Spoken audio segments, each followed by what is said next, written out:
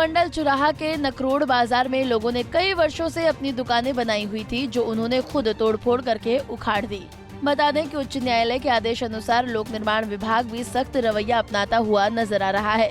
नकरोड़ बाजार में करीब 500 परिवारों का पालन पोषण हो रहा था, जिसमें गरीब लोग अपनी आजीविका कमा रहे थे। और यहाँ पर 100 के लगभग दुकानदार हैं और उनकी फैमिली जो वो इसी काम पर डिपेंड थी, उनका रोजगार था। और साथ में उन लोगों के साथ में कर्मचारी लोग भी थे, कुछ नौकरी थे। कहने का मतलब लगभग 500 फैमिलियाँ जो इससे प्रभावित हुई हैं। अगर ऐसा ही सरकार ने करना था तो कुछ समय पहले कर दी, तो उससे हमारा लोगों का जो था नुकसान होने से बच सकता था।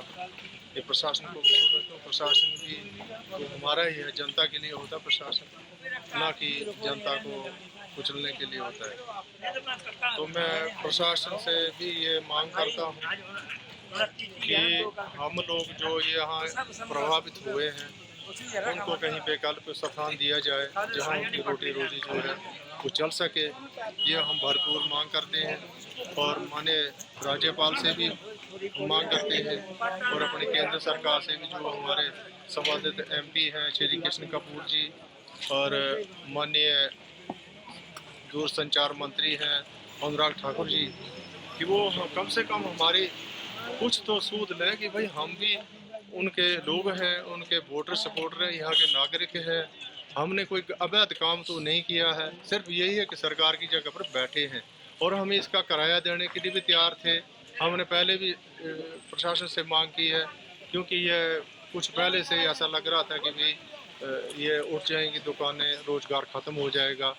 तो हमारे जो यहाँ के अभी डिप्टी स्पीकर जी हैं, उन्होंने भी हमारी हेल्प की कि हम कोशिश करते हैं, लेकिन बीच में चुनाव आ गए और आचार संहिता लगी हुई है। इसमें हमें तो ऐसा लग रहा है कि इसका फ़ायदा उठाते हुए प्रशासन ने ये जो है कार्रवाई की है, माननीय उच्च न्यायालय हिमाचल का हवाला दे करके। और हमारे यहाँ किसी भी लेटर में हमें जो नोट्स दिए गए उसमें ऐसा कुछ नहीं है कि ये उच्च न्यायालय का आदेश है कि किसी और न्यायालय का आदेश है। तो हमें कुछ प्रशासन ने भी अंधेरे में रखा है कि जब तक सरकार का गठन नहीं होता है, आचार संहिता के बीचों बीच में ये हमारा जो है कबाड़ा हो गया है, विभाग ने और सरकार ने कर दिया है, प्रशासन ने भी हमारी सूद नहीं ली है। कम से कम भी हम इस देश के नागरिक हैं, हमारे बाल बच्चे अब कहाँ जाएंगे, कैसे हमारा रोजगार चलेगा, ये तो सरकार को सोचना ही पड़ेगा, क्योंकि उनके भी बाल बच्चे होते हैं। अगर कोई DC बना है या SDM बना है, कोई BDO बना है या कोई एक्सीन बना है, तो उसकी फैमिली जो है, उसके भी परिवार के लोग या भाई बहन ऐसे ही होते होंगे जो हमारे जैसे होते होंगे। कोई प्रशासन भी इसके लिए हमारी सूद लेने के भी लिए नहीं आ रहा कि क्या भैया आपके साथ कुछ हो रहा है, चलो आप कुछ दिन रुक जाओ। मतलब किसी भी प्रकार की सूद जो है नहीं ली है। ये हमारा रोष है, हम शांतिपूर्वक रहे हैं, हमने कोई आंदोलन नहीं किया है, नहीं तो हम कर सकते थे, लोग जो है जाम भी लगा सकते थे, लेकिन हमारा शांतिपूर्वक जो ये काम चला हुआ, हम अपने पैरों पर खुद ही कुल्हाड़ी मार रहे हैं कि चलो उखाड़ देते हैं। लेकिन इसका मतलब ये भी नहीं है कि हम कुछ सोचते भी नहीं है, कि समझते नहीं है, लेकिन हम सब समझते हैं सबको, लेकिन हम कानून को हाथ में नहीं लेना चाहते थे। तो इसका मतलब ये नहीं है कि भाई हमारी कोई सूद ही ना ले। तो हमारी राज्यपाल माननीय राज्यपाल से भी हमारी डिमांड है कि कम से कम इसमें हस्तक्षेप करें, कि कुछ तो राहत हमें मिलनी चाहिए। तो ये हमारी डिमांड है। और अब मीडिया के लोग जो यहाँ आए, मैं उनका भी आभारी हूँ कि कम से कम उन्होंने तो हमारा हाल चाल जाना है, इसके लिए हम आपके आभारी हैं। दुकानदारों का कहना है कि वो इस नकरोड़ बाजार में लगभग 40 वर्षों से अपनी रोजी रोटी कमा रहे थे। सरकार की अनदेखी कहें या लापरवाही, जिसका खामियाजा आम जनता को भुगतना पड़ा है। नकरोड़ के निवासी 30-40 सालों से अपनी जो है आजीविका कमा रहे। 12वीं तक हमने पढ़ा है, सरकारी नौकरी न मिलने के कारण हमने जो है अपनी रोजी रोटी का यहाँ साधन बनाया। तो हमने सरकार का और प्रशासन का और माननीय उच्च न्यायालय का जो है सम्मान करते हुए जो है हमें अपना आशियाना जो है वो तोड़ना पड़ रहा है। तो आइंदा हमारी सरकार से, प्रशासन से, माननीय हाई कोर्ट से या सुप्रीम कोर्ट से कहीं भी कोई भी ऐसा फैसला अगर आता है तो उससे पहले जो है वहाँ पर जो है गुजर बसर करने वाले जो लोग हैं, जो गरीब परिवार हैं, उनके बारे में कम से कम सोचना ज़रूरी है। तो यहाँ पर जो है मैं एक बात बोलना चाहता हूँ कि मोहम्मद रफ़ी का एक गाना है कि तिनका चुनकर हमने आशिया अपना बनाया था, तो आज जो आशिया हमारा है वो टूट चुका है। हमारे लिए रोजी रोटी का एक जो है वो संकट जो है सामने है। और आइंदा जो है हमारे जो बच्चे अभी स्कूलों में पढ़ रहे हैं, जिनकी फीसें जो है हम दे रहे हैं, आइंदा जो है हमें जो है अपने बच्चों की फीसें और जो है अपने परिवार को पालने में हमारे को जो है एक संकट हमारे सर के ऊपर आ चुका है। यहाँ पर एक दो नहीं लेकिन हज़ारों लोग जो है यहाँ से रोजी कमा रहे हैं। 120, 25 या 30 दुकानें यहाँ पर चल रही हैं, जिसमें जो है लगभग 400 नौकर जो है 200 नौकर जो है वो काम कर रहे हैं।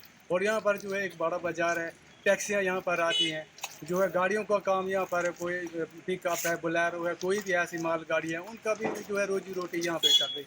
यहाँ पर खाली जो है किसी दुकानदारों का या रोजी रोटी कमाने दुकानदारों का मसला नहीं है। यहाँ पे मसला जो है ये हजार लोगों को बेरोजगार होने का मसला खड़ा हुआ है। इसलिए मेरी जो है माननीय हाई कोर्ट से, प्रशासन से और तमाम जो भी आला अधिकारी हैं उनसे जो मेरा एक निवेदन रहेगा कि जो है ये आइंदा जो है ऐसा फैसला करने पर जो है पुनर्विचार किया जाए, उनका या जो है उनके पुनर्वास की पहले व्यवस्था की जाए। उसके बाद जो है ऐसे कार्यों को अंजाम दिया जाए जिससे कि हजारों लोग बेरोजगार ही नहीं लेकिन आत्महत्या करने पर मजबूर हो जाए। सरकारों को भी ऐसे जो है फैसले लेने से पहले माननीय हाई कोर्ट या सुप्रीम कोर्ट जो भी है उनको जो है आदेश या गाइडलाइन देनी चाहिए कि जो आप फैसला कर रहे हैं वो जो है कम से कम जो है सोच विचार करके किया जाए। धन्यवाद। दुकानदारों का कहना है कि उनके पास यही एकमात्र कमाई का साधन था। अब उनके लिए अपने परिवार का पालन पोषण करना बेहद मुश्किल हो गया है। उन्होंने सरकार से रोजगार मुहैया करवाने की मांग उठाई है। और इसी दुकान से सर अपने परिवार का पालन पोषण कर रहा था सर, और कोई साधन नहीं है सर, बच्चों के लिए कोई आगे नौकरी नहीं है, कोई मैं इतना पढ़ा लिखा नहीं था सर, बस ऐसे दुकानदारी पर अपना बच्चों का पालन पोषण कर रहा था सर। अब नेक्स्ट तो एक तरफ से तो सरकार कहती है कि हमारे पास तो नौकरियाँ नहीं हैं, तो चलो मतलब इसी हिसाब से कि चलो कहीं अपना मतलब रोड साइड मतलब थोड़ा माड़ा मोटा अपना बिजनेस करके अपने परिवार के पालन पोषण कर रहे थे, और वहाँ से भी हमें मतलब भगा रहे हैं।